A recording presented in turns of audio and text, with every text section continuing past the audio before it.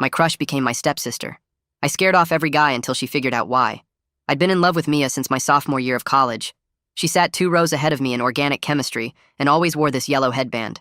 Every Tuesday, she'd turn around to borrow a pen, even though I knew she had like 10 in her backpack. I never said anything because talking to her made me forget how to form sentences.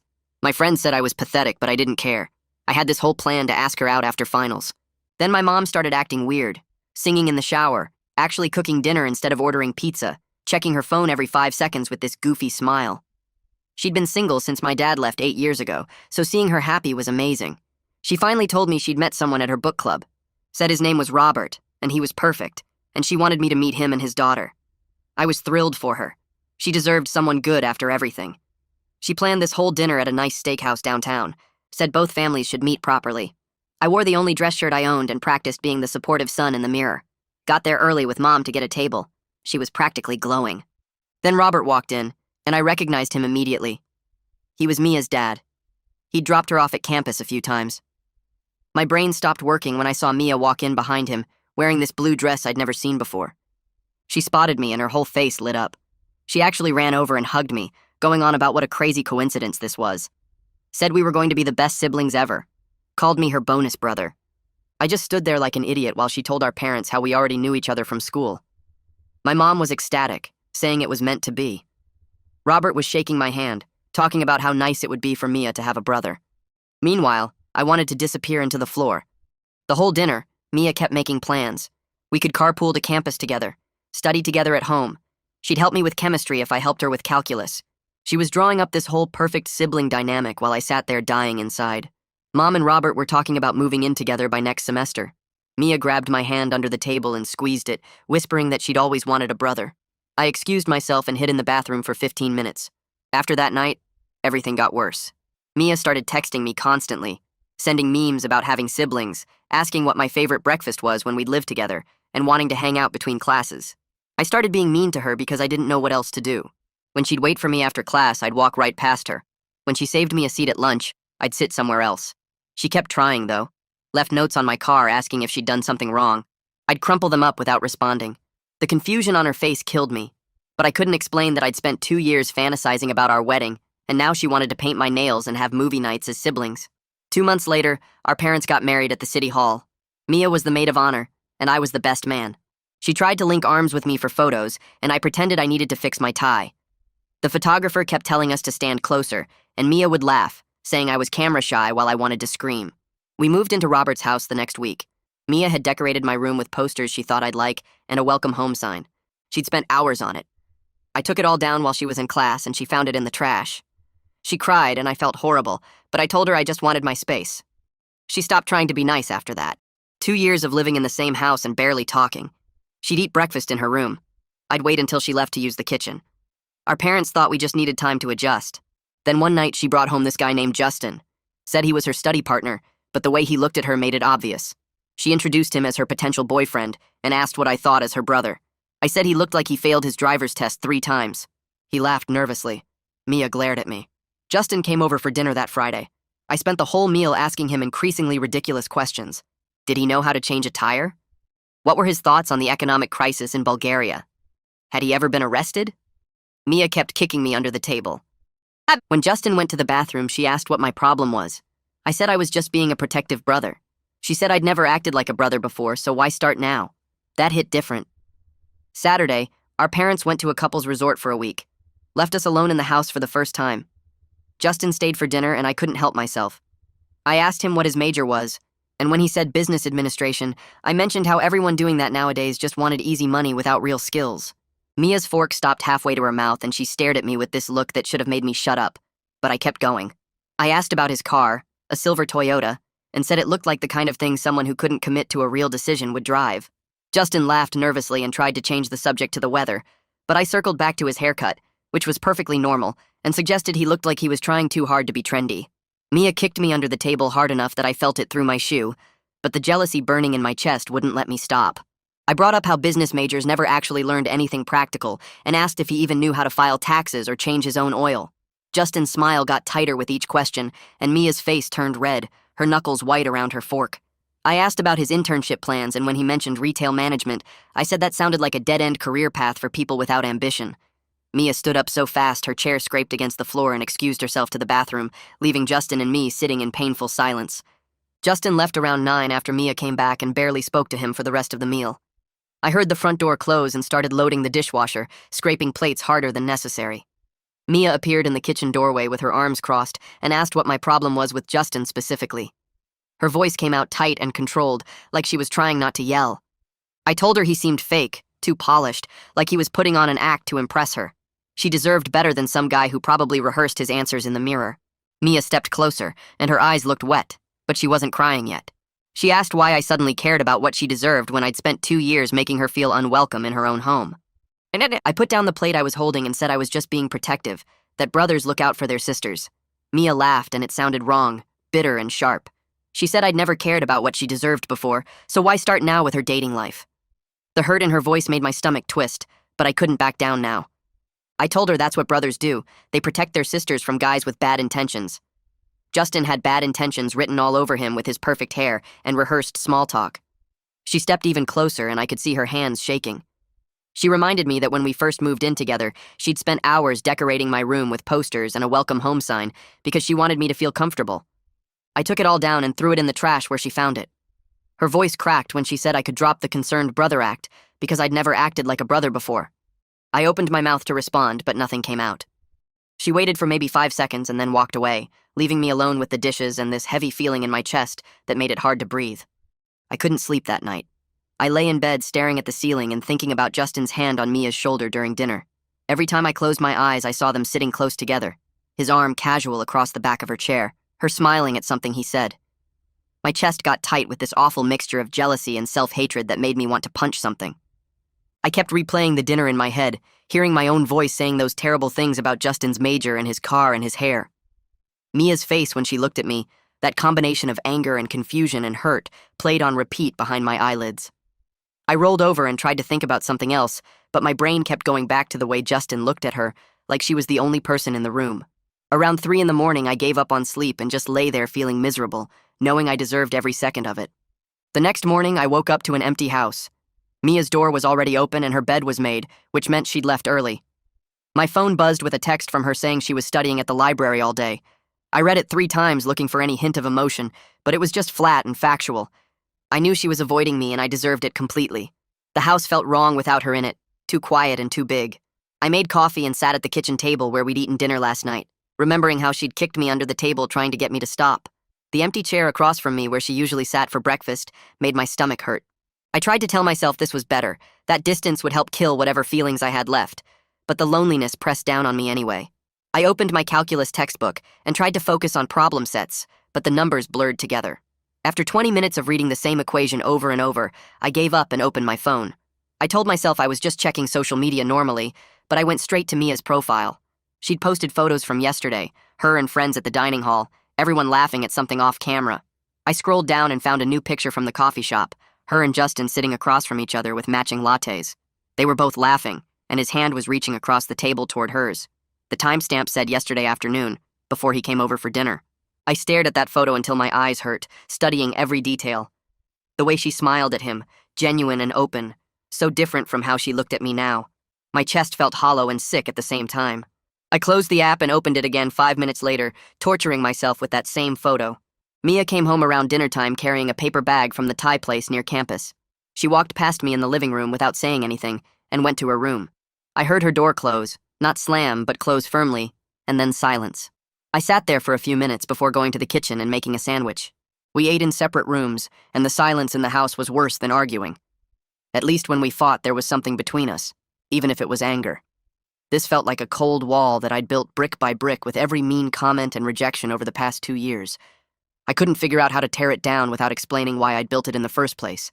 My sandwich tasted like cardboard, but I forced myself to eat it, chewing slowly in the empty kitchen while Mia stayed hidden in her room. Around 10 that night, I heard Mia's voice through her bedroom door. She was on the phone with someone, laughing at something they said. The sound of her being happy with someone else made my hands clench into fists. I turned up my music to drown it out, some angry rock playlist that matched my mood. But even with the volume high, I could still hear her laugh occasionally, bright and genuine in a way she never sounded around me anymore. I lay on my bed and stared at my phone, not really seeing whatever was on the screen. The music pounded in my ears, but it couldn't stop me from straining to hear her voice through the wall. After an hour, her light went off and the house went quiet except for my music.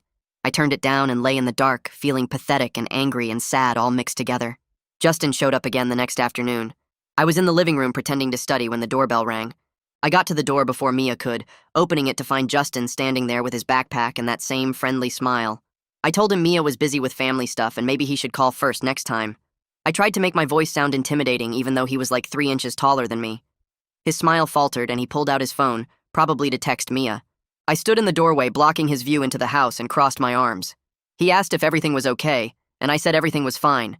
We just had family things to handle today. Behind me, I heard footsteps on the stairs. Mia came down the stairs behind me, and I felt her hand on my shoulder, firm enough to make me step aside. She looked at Justin with this apologetic smile that made my chest tighten and told him to ignore me, that I was having a weird day. The way she said it made it clear she was done with my behavior. She held the door wider and invited him inside, gesturing toward the stairs with this deliberate politeness that felt like a slap. Justin glanced between us, clearly uncomfortable, but followed her up to her room. She left the door open but positioned herself so I couldn't see inside without being obvious about it. I stood in the hallway for a minute after they disappeared, my hands still clenched at my sides. The house felt too quiet except for their voices drifting down, too soft for me to make out words. I went to the kitchen and opened the fridge, stared at the contents without seeing anything, closed it again. Walked to the living room and sat on the couch, picked up my phone, put it down, got up and went to get water I didn't want. I found myself walking past Mia's room on the way back, moving slowly, trying to look casual even though no one was watching. Through the open door I could see them on her bed, textbooks spread around them, sitting close enough that their shoulders almost touched. Justin was pointing at something in his notebook, and Mia was leaning in to look, her hair falling forward. They looked comfortable together, natural, like they'd done this 100 times. My stomach hurt watching them. I kept walking, went to my room, lasted maybe 5 minutes before I needed to check on something downstairs. Took the long way back past her door again. This time Justin was laughing at something she said. His whole face lit up, and she was smiling back at him with this genuine happiness I hadn't seen her direct at me in 2 years. I made it back to my room and lay on my bed, staring at the ceiling and feeling pathetic. An hour later I heard footsteps on the stairs and jumped up, opened my door in time to see Justin heading down. I followed him, trying to look like I just happened to be coming downstairs too. At the front door he turned and thanked me for having him over, his voice friendly but careful, like he was dealing with an unpredictable animal. I managed to say something normal back and he left. Mia didn't come down. I waited in the living room, expecting her to appear, to yell at me or demand an explanation, but her door stayed closed. The silence stretched on, and I turned on the TV just for noise, not watching whatever was on. Around dinner time I went upstairs and stood outside her door, raising my hand to knock, then lowering it again. I could hear her moving around inside, the soft sounds of her existing in a space I wasn't welcome in. I stood there like an idiot for probably 3 minutes before giving up and going back downstairs. Made myself a sandwich I barely tasted. Went back upstairs later and stood outside her door again, this time with some half-formed idea of apologizing, but I couldn't figure out what to say that wouldn't make everything worse. Sorry I'm in love with you, but you're my sister now didn't seem like it would help. I went to bed without talking to her, lay awake listening for any sound from her room. 3 days passed like that, the house feeling bigger and emptier even though we were both in it. I'd hear her moving around, timing my own movements to avoid running into her. She started leaving for campus earlier, coming home later. Our parents called every day and I told them everything was fine while Mia stayed in her room. The 4th morning, I woke up to my phone buzzing with texts from friends, ignored them all, went downstairs to find Mia already in the kitchen making coffee. She was wearing one of her biology class shirts and her hair was pulled back in a messy ponytail. I froze in the doorway, not sure if I should leave or try to act normal. She glanced at me, her face carefully blank, and mentioned that someone named Tyler from her biology class had texted, asking if she wanted to join a study group. The way she said it felt like a test, her eyes watching my reaction. I felt my jaw clench before I could stop it. I asked what his deal was, trying to keep my voice casual and failing. Why was he suddenly interested in studying with her? Did she even know him that well? Mia set her coffee mug down slowly and stared at me with this new expression, her head tilted slightly like she was examining something under a microscope. She told me Tyler was just a classmate, and it was a group of 5 people, not a date. But I could hear my own voice getting defensive anyway. I suggested that people in her classes might have reasons beyond studying for wanting to spend time with her. That she should be careful about who she trusted and what their real intentions were. The words came out harsher than I meant them. Mia asked me directly if I was going to question every guy who talked to her. Before I could answer, she added that I'd been doing this for 2 years, and she was just now realizing it. her voice getting louder with each word. She started listing examples, times I'd scared off guys at campus events by being cold or making them uncomfortable. Gave unfriendly looks to male friends who tried to talk to her. Made her feel weird about normal social interactions by hovering or making comments. I stood there feeling exposed and horrible as she kept going, realizing she'd been keeping track of all of it, watching my behavior and cataloging every instance. I tried to backtrack, stammering something about just being concerned, but she was on a roll now. She brought up James from her freshman English class, who'd asked her to a movie, and then never spoke to her again after meeting me. Brought up William from the campus environmental club, who'd stopped showing up to meetings after I'd joined. Brought up 3 other guys whose names I barely remembered, but whose interest in her I'd apparently killed without fully acknowledging what I was doing. Her voice cracked on the last one, and I felt sick. She pulled out her phone and canceled the study group right there in front of me, typing quickly with shaking hands. Told Tyler something came up and she couldn't make it. Then she went back to her room and I heard the door close, not slam but close with this awful finality. I stayed in the kitchen, staring at the coffee maker, feeling like the worst person alive. Hours later, I heard her voice through her door, talking to someone on the phone in low, angry tones. Probably Natasha, her friend from the dorms who'd never liked me. I couldn't make out words, but the tone was clear enough. That evening, I decided to try making dinner. Some kind of peace offering, even though I knew it wouldn't fix anything. I found Mom's pasta recipe card and tried to follow it, but nothing went right. The sauce was too watery, and then I added too much salt trying to fix it. Burned the garlic. Overcooked the pasta until it was mushy. The kitchen looked like a disaster zone. Pots everywhere. Red sauce splattered on the counter. I was standing there staring at the mess when I heard footsteps behind me. Mia came into the kitchen, looked at the chaos I'd created, and something in her face softened slightly. She actually laughed, just a little. This quiet sound that wasn't quite happy but wasn't angry either. She moved past me and started fixing what I'd ruined, dumping out the oversalted sauce and starting over, showing me how to actually cook the pasta properly. We worked side by side in careful silence, not talking but not fighting either, and for a few minutes it almost felt like we could be normal around each other. We sat across from each other at the kitchen table with plates of pasta between us. The silence felt heavy, but not quite as bad as the yelling from earlier. I kept my eyes on my food and pushed the noodles around with my fork. Mia ate slowly, taking small bites and not looking up. The clock on the wall ticked loud enough that I noticed each second passing. I wanted to say something about how I'd acted, about making dinner into a disaster before she helped me fix it. The words sat in my throat but wouldn't come out. Every time I opened my mouth to speak, my brain reminded me of all the ways an apology could go wrong. She might ask questions I couldn't answer. She might want to talk about why I'd been treating her badly for 2 years. I closed my mouth again and took another bite. Mia didn't push me to talk. She just ate her pasta and occasionally glanced toward the window. Her phone buzzed on the table and she picked it up, reading whatever message had come through. Her whole face changed. The tiredness disappeared and she smiled, this genuine happy expression I hadn't seen directed at anything involving me in forever. She typed back quickly, her fingers moving fast across the screen. I watched her face stay lit up as she read the response. My chest got tight and my hands gripped the fork too hard. I knew without asking that Justin had texted her.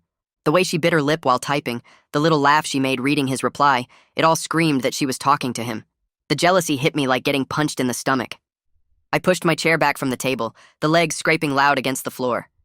Mia looked up, her smile fading when she saw my face.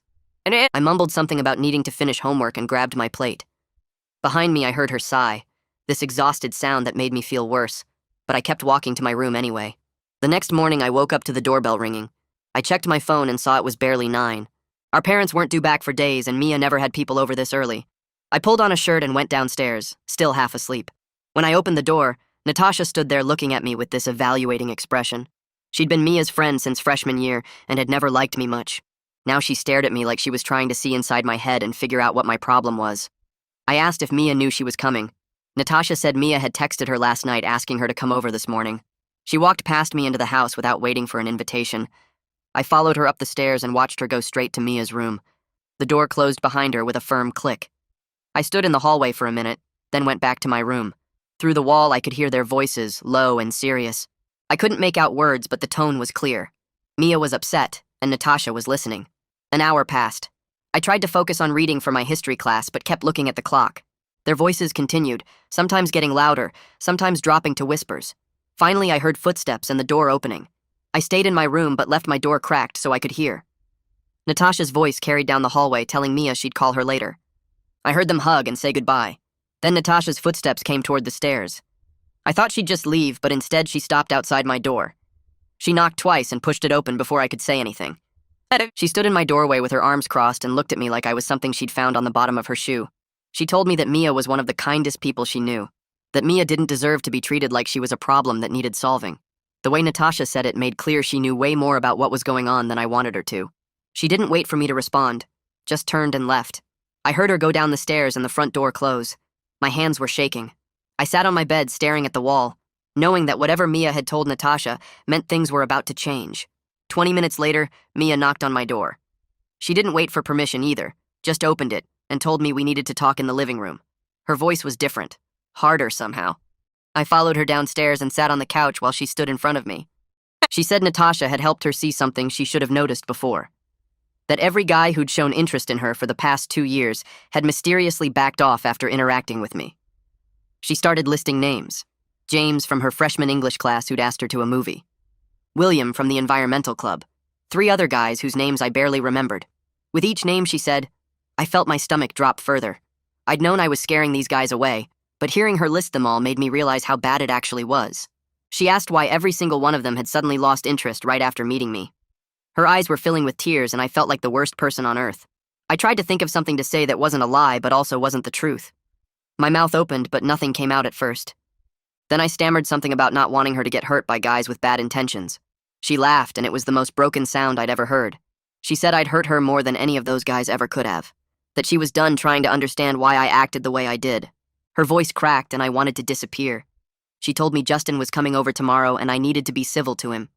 If I couldn't manage that, she'd call our parents and ask them to come home early. The ultimatum sat between us and I nodded because I didn't trust myself to speak. She looked at me for another long moment, then went back upstairs to her room. I sat on the couch alone, knowing I was losing her in a completely different way than I'd been afraid of before. That night, I couldn't sleep. I lay in bed staring at the ceiling while my brain replayed every interaction I'd had with Mia since our parents got married. All the times I'd been cold when she tried to be nice, all the guys I'd scared off without fully admitting to myself what I was doing. The truth I'd been avoiding crashed over me like a wave. I'd been so focused on not losing Mia to another guy that I'd destroyed any chance of having her in my life at all. Not as a girlfriend, not as a friend, not even as family. She'd tried so hard at first to be my sister, and I'd thrown it back in her face because I couldn't handle my own feelings. Now she was done trying, and I had no one to blame but myself. I rolled over and pulled my pillow over my head, but it didn't stop my brain from showing me all the ways I'd messed everything up. The doorbell rang around 2 the next afternoon. I opened it to find Justin standing there with his backpack, looking nervous. I forced a smile and stepped aside to let him in. My jaw hurt from clenching it, but I kept my voice steady when I offered him something to drink. He said water would be great and followed me to the kitchen. I grabbed 2 bottles from the fridge, and we made small talk about his economics class while I died inside. Mia appeared in the doorway watching us with narrowed eyes like she was waiting for me to slip up. I asked Justin about his professor and nodded along while he talked about some project on market trends. My hands stayed relaxed at my sides even though every muscle in my body wanted to tense up. Mia finally came over and suggested they get started on their studying. I told them to let me know if they needed anything and walked away before I could ruin it. They set up in the living room with textbooks spread across the coffee table.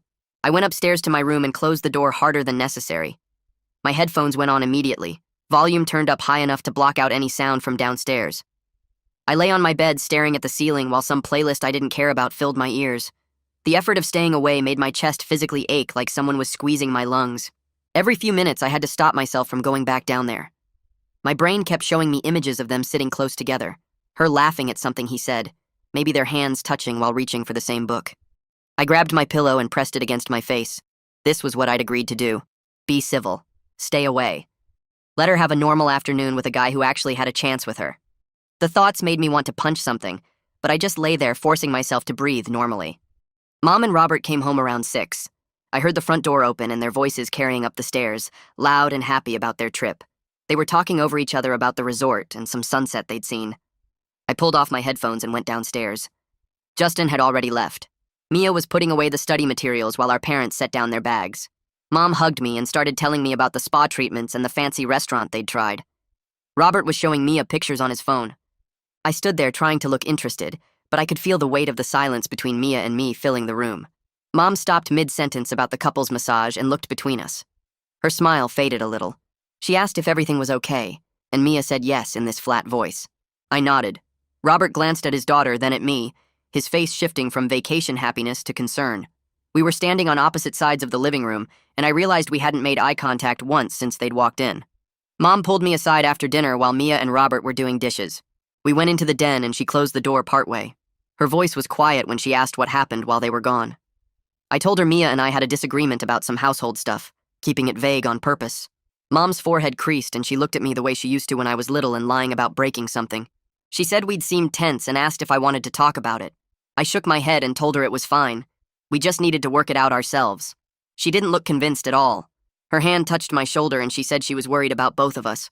I promised her everything would be okay, even though I had no idea if that was true. She sighed and hugged me before going back to help Robert finish cleaning up. The next week was terrible. Every family dinner felt like we were all pretending everything was normal, while Mia and I carefully avoided each other. We'd pass dishes without our hands touching. She'd talk about her classes, and I'd focus really hard on my food. Robert tried asking about campus stuff, and Mia would answer but never look my way. One night he asked directly if we were okay. Mia said we were fine in a tone that made it crystal clear we weren't fine at all. I just nodded and kept eating. Mom watched us with this sad, worried expression that made me feel worse than anything Mia could have said. After that dinner, Robert stopped asking and just looked disappointed whenever we were in the same room. Mia started coming home later and later. Some nights she'd walk in around 10 or 11 and go straight to her room. Mom mentioned at breakfast one morning that she missed having Mia around for dinner. She looked right at me when she said it like she knew somehow it was my fault. I couldn't even argue because she was right. Mia was avoiding the house because I'd made it uncomfortable for her. I heard Mom and Robert talking one night through their bedroom door about whether they should intervene. Robert said maybe we just needed more time. Mom said it had been 2 years already, and things seemed to be getting worse instead of better. I went back to my room before I could hear anything else.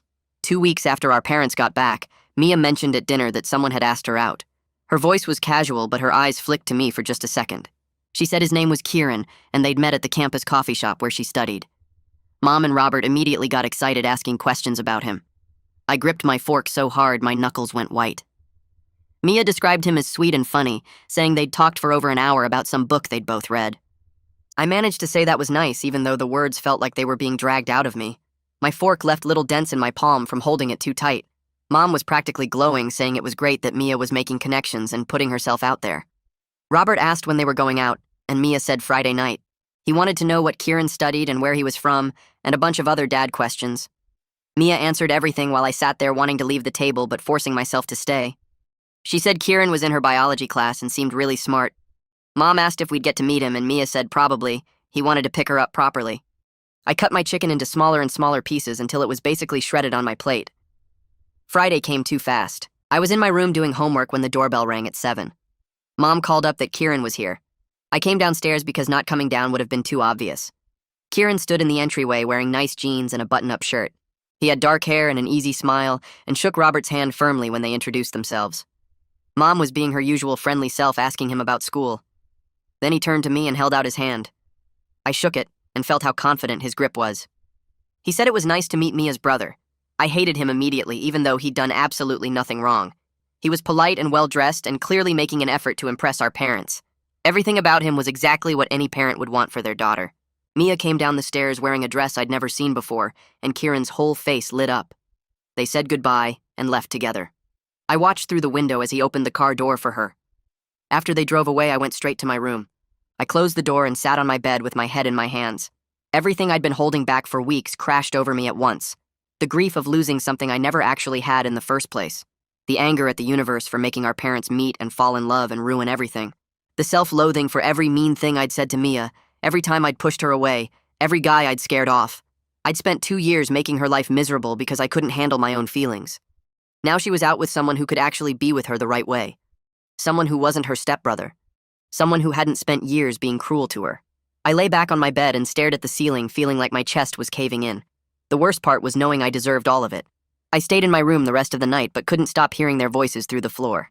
Mom laughed at something Robert said, that bright, happy sound she made when she was truly content. They talked about Kieran for what felt like hours, how polite he seemed, how Mia's face lit up when he arrived. Robert said something about hoping this meant Mia was finally settling in and feeling at home here. The words hit me like a punch to the stomach. I'd been so focused on my own misery that I never considered how my behavior made Mia feel in her own house. She'd tried so hard those first months to make this work, to be my sister, and I'd thrown it all back in her face. Now she was finding happiness with someone else because I'd made sure she couldn't find it here with me as family. I pressed my pillow over my head, but the guilt didn't go away. The next morning, I saw Leo Fontana heading toward the library between classes. We'd done a group project together freshman year in some general education requirement I barely remembered. He was a psychology major, quiet but easy to talk to, the kind of person who actually listened instead of just waiting for his turn to speak. I caught up to him near the entrance and asked if he wanted to grab coffee sometime. He looked surprised but said sure, maybe after his last class today.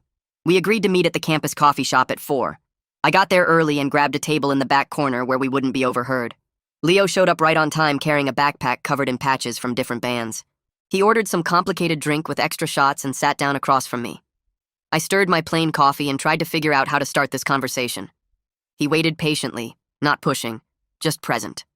Finally, I told him I was having trouble adjusting to having a stepsister. The words felt inadequate, but it was a place to begin. He nodded and asked what specifically was difficult about it. Not in a therapist way, just genuinely curious. I explained that we'd known each other from campus before our parents got together, and now everything felt weird and complicated. He asked how I'd handled it so far, and I admitted I'd been kind of cold to her, maybe too cold. He listened to all of it without interrupting or judging. Then I made myself say the harder part. I told him I was struggling with seeing her date people, that it bothered me more than it probably should. Leo took a sip of his coffee and looked at me thoughtfully. He said that wasn't really a typical sibling reaction, was it? The way he phrased it as a question instead of an accusation made it easier to hear, but also impossible to deny. I felt my face get hot and stared down at my cup. He asked gently if maybe the feelings I had for her weren't exactly brotherly. I couldn't make myself say yes out loud, but I didn't say no either. He leaned back in his chair and said he got it. That sounded really complicated and painful. No judgment in his voice, just understanding. It made something loosen in my chest that had been tight for months. We sat there for a minute in silence that didn't feel awkward. Then Leo said I might need to talk to someone professional about untangling these feelings, especially since the family situation wasn't going to change. He said it kindly but firmly, like he knew I needed to hear it even if I didn't want to. Say it. I asked if he thought I was messed up and he shook his head. He said feelings don't make you messed up. It's what you do with them that matters. Right now, I was hurting myself, and probably Mia too by not dealing with this. He suggested the campus counseling center, said they were good and confidential. I promised I'd think about it even though we both knew I needed to do more than think. We finished our coffee, and he told me to text him if I needed to talk again. Walking back to my car, I felt lighter somehow, like admitting it out loud to someone neutral had released some of the pressure. That Friday, Mia went on her second date with Kieran. This time it was a group thing with his brother Tyler and some other friends from their biology class. She mentioned it at dinner, describing the plan to see some new action movie and get food after. Mom asked which movie and Mia told her, sounding genuinely excited. I focused on cutting my chicken into precise pieces and tried not to react.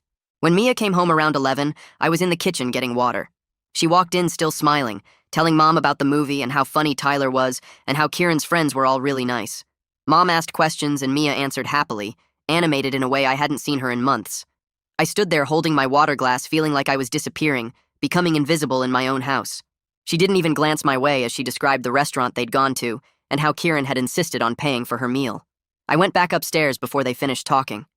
The weeks crawled by with me going through the motions of classes and homework while everything inside felt heavy. I stopped hanging out with my own friends, stopped going to the campus events I used to enjoy. Mom noticed, but I kept telling her I was fine, just busy with school. She didn't believe me. A month after our parents got back from their trip, she sat me down in the living room on a Saturday morning. Robert had taken Mia to the mall for some shopping trip.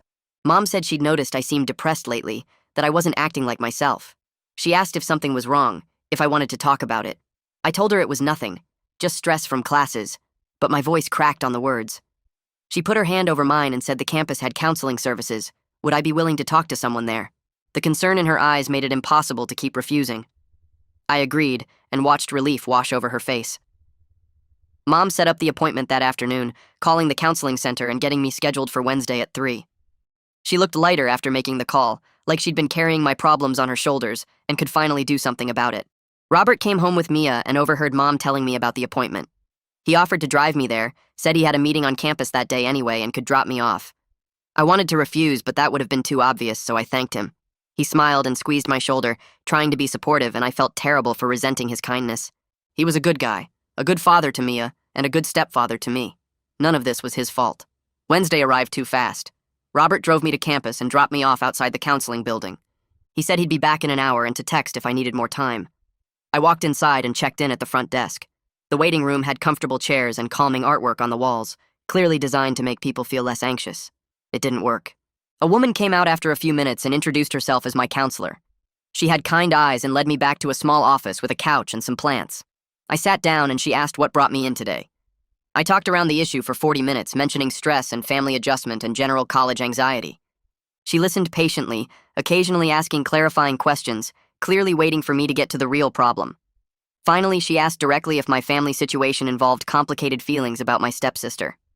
The question hung in the air between us, and I realized I couldn't keep avoiding this. I had to start being honest with someone.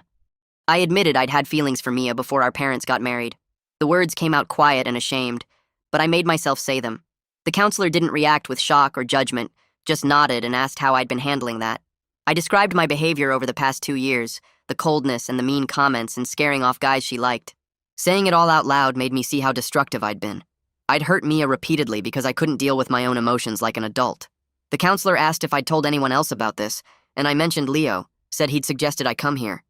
She said that was good, that I needed support to work through this. Then she asked what I wanted to happen now, what outcome I was hoping for. I didn't have a good answer because the outcome I wanted was impossible, and the reality I faced was unbearable. She talked about grief like it was something physical I'd been carrying around for 2 years. The counselor leaned forward in her chair and explained that I'd been mourning the loss of something I never actually had, which made it harder because there was no clear endpoint to the sadness. She said trying to force feelings to disappear never worked, that emotions didn't respond to logic or willpower the way we wanted them to. I sat there nodding like I understood, but really I just felt exhausted hearing it laid out so plainly. She told me the only way forward was honesty, probably with Mia, so we could figure out what kind of relationship was actually possible instead of me destroying everything while pretending to protect it. The words sat heavy in my chest during the drive home with Robert, who chatted about his meeting and asked how counseling went. I gave him vague, positive responses while staring out the window, knowing what I had to do, but having no idea how to actually do it. 3 more sessions passed over the next few weeks. Each one felt like peeling back another layer of denial, the counselor gently pushing me to admit things I'd been avoiding. She asked what I was most afraid would happen if I told Mia the truth. I said I was scared she'd hate me, that our parents would be disappointed, that I'd ruin the family they'd built together. She pointed out I was already doing all those things by keeping the secret, just in slower motion. That hit hard enough that I spent the whole drive back to campus sitting in my car in the parking lot, trying to breathe normally. Meanwhile, Mia was getting more distant every day. She'd started eating most meals at Natasha's place or grabbing food between classes. When she was home, she stayed in her room with the door closed. Mom kept asking if everything was okay between us, her voice worried and confused, and I kept lying and saying we were fine. Robert tried talking to Mia about it once, and she told him we just needed space to figure out our sibling dynamic, which was technically true, but missed the entire actual problem. One Tuesday evening, Mom texted that she and Robert were going to a late movie and wouldn't be home until 11. I was in my room attempting to study when I heard Mia come home around 7.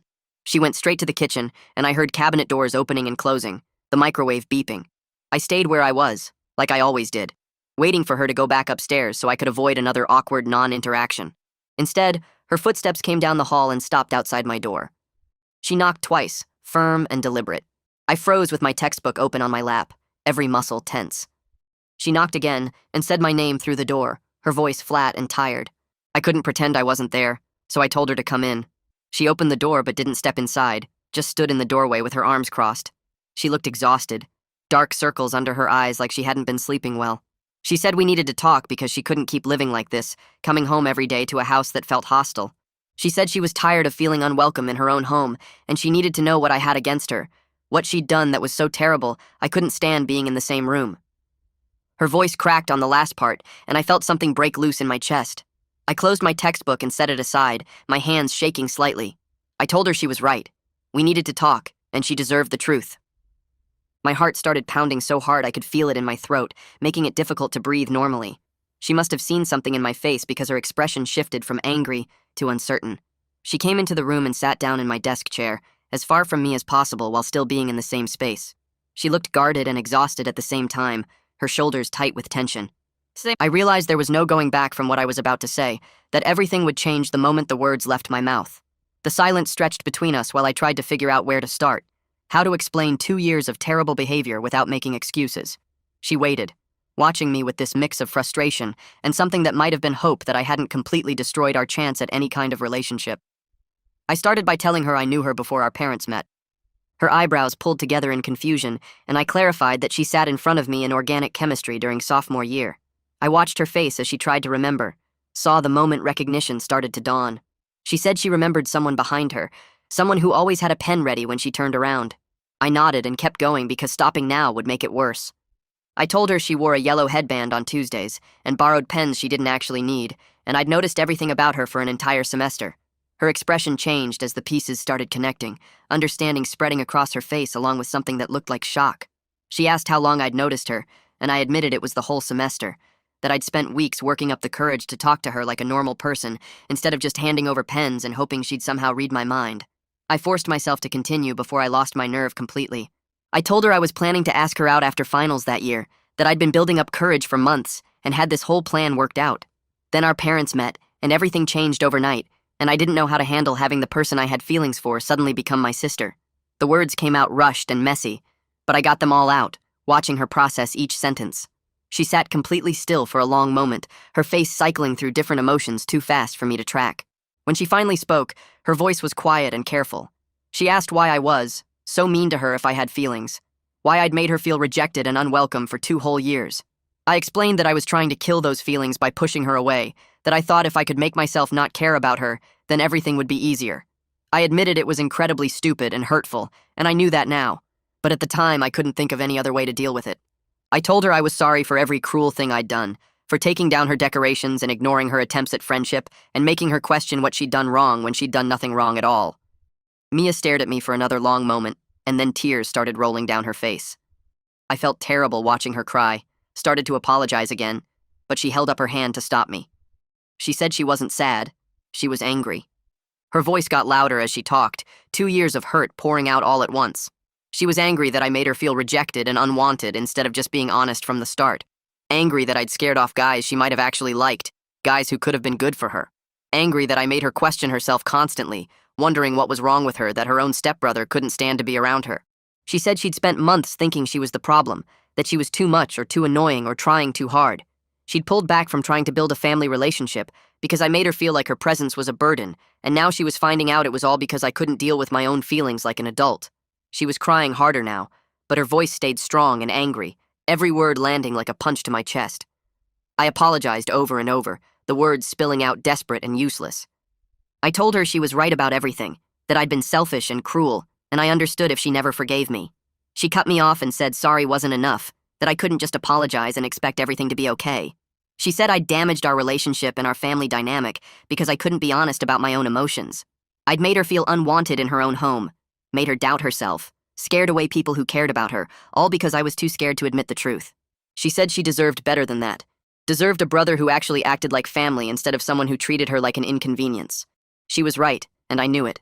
Could feel the truth of every accusation settling into my bones. There was nothing I could say to make any of it better, no explanation that would undo 2 years of hurt. I sat there taking it because it was the least I could do after everything I'd put her through.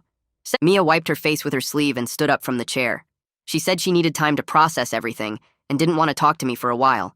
She was going to stay at Natasha's for a few days and would tell our parents we had a fight about household stuff, something vague that wouldn't require details. She said I needed to respect her space completely, no texts or calls or attempts to explain further. She needed to figure out how she felt about all of this without me trying to influence her thinking. I nodded and told her I understood, that I'd give her whatever space she needed for as long as she needed it. She looked at me one more time, her expression unreadable, and then left my room. I heard her go into her bedroom and start packing a bag, drawers opening and closing, the closet door sliding. 20 minutes later, she came back downstairs and I heard the front door open and close. Her car started in the driveway, and then the sound faded as she drove away. I sat alone in my room for a while, not moving, just staring at the wall. Then I went downstairs and the house felt different, emptier in a way that had nothing to do with Mia physically being gone. I sat on the couch in the living room where we'd had awkward family movie nights and tense dinners, feeling the full weight of what I'd done settling over me. The confession had brought some relief, finally saying out loud what I'd been hiding for 2 years. But it also felt like the final death of any fantasy I'd been holding on to, the absolute end of any possibility that things could be different. I'd spent so long imagining scenarios where Mia somehow felt the same way, where our parents' marriage didn't matter, where we could figure something out. Saying everything out loud made me see how impossible and wrong all of it was, how much damage I'd caused chasing something that was never going to happen. I let myself cry for the first time in years, sitting alone in the empty house while the sky got dark outside. The tears felt like they were coming from somewhere deep and old. Grief for the relationship I'd wanted and the one I'd destroyed, for the person I'd hurt and the family dynamic I'd poisoned. I cried until I was exhausted and hollow, and even then I knew it wasn't enough to make up for anything I'd done. I stayed in my room for hours after Mia left, sitting on my bed with my back against the wall and my knees pulled up to my chest. The house felt too quiet without her in it, like the air itself had changed. I heard Mom's car pull into the driveway around 8 that evening, then Robert's truck a few minutes later. They were laughing as they came through the front door, talking about something funny that happened at the resort. Their voices got quieter when they realized how silent the house was. Mom called my name, and I heard her footsteps on the stairs. She knocked on my door and asked if I was okay, her voice already worried. I told her to come in and she opened the door slowly, taking in my red eyes and the way I was sitting. She asked where Mia was, and I could see her trying to figure out what had happened just from looking at my face. I explained that Mia and I had a serious talk about our relationship, and she needed some space to process everything. Mom sat down on the edge of my bed and asked what kind of talk. What did I mean by our relationship? I kept it vague, saying we'd finally been honest about why things had been so tense between us, and it was complicated. Robert appeared in the doorway looking concerned, asking if Mia was okay and where she was staying. I told them she went to stay with a friend from her dorm for a few days, and that she was safe, just needed time.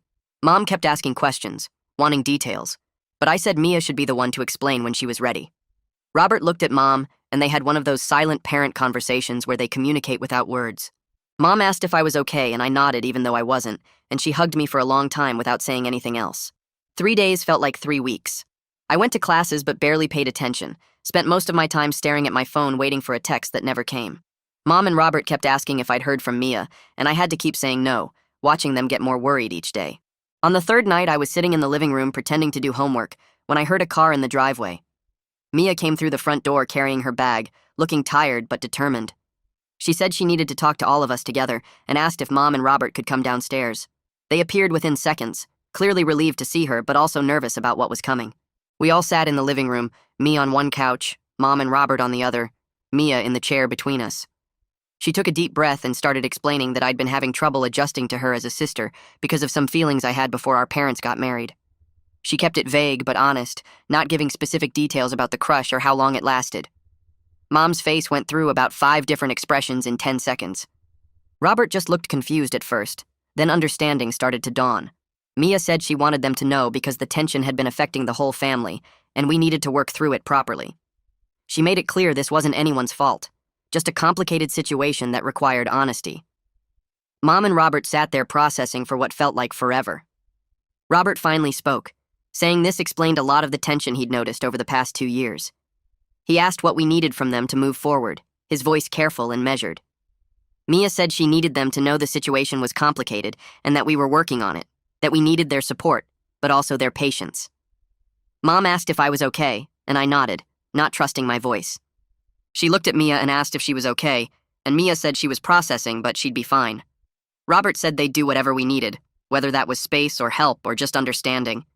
Mom suggested maybe we should talk to someone professional about this, that family therapy might help us figure out how to move forward. Mia looked at me, and I looked back, and we both nodded at the same time. Robert said he'd make some calls and find someone good, that this was important, and we'd handle it together as a family.